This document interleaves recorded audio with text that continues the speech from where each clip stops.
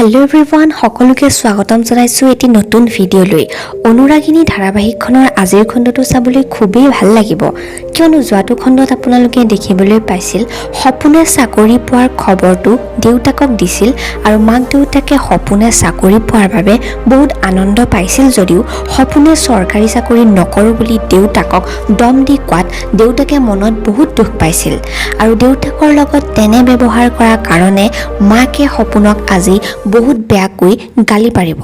এতিয়া বাৰু সপোনে প্ৰাইভেট চাকৰি কৰাৰ আঁৰত কিবা ৰহস্য লুকাই আছে নেকি বাৰু জানিব পাৰিব অনুৰাগিনী ধাৰাবাহিকখনৰ আজিৰ খণ্ডটিত। আনফালে ঋতিকাই সৌৰভক মোৰ পৰা তুমি কথা লুকুৱাব পৰাও হ'লা নেকি বুলি খং কৰিব। এতিয়া বাৰু সৌৰভে ঋতিকাৰ পৰা কিবা কথা লুকুৱাইছে নেকি জানিব পাৰিব আজিৰ খণ্ডটিত। ইফালে প্ৰীতমৰ দেউতাকে ধৃতি আৰু প্ৰীতমে ভুল কৰিছে যদিও সেই ভুলৰ শাস্তি তাহাঁতি গোটেই জীৱনটো পাই থাকিব নেকি বুলি প্ৰীতমৰ মাকে আৰু দেউতাকে আলোচনা কৰিব আৰু দেউতাকে মাককো ধৃতিৰ লগত ভাল ব্যৱহাৰ কৰিবলৈ ক'ব। গতিকে আজিৰ খণ্ডটো চাবলৈ খুবেই ভাল লাগিব। আপোনালোক বাৰু কোনে কোনে আজিৰ খণ্ডটো চাবলৈ বাট চাই আছে মোক জনাবচোন।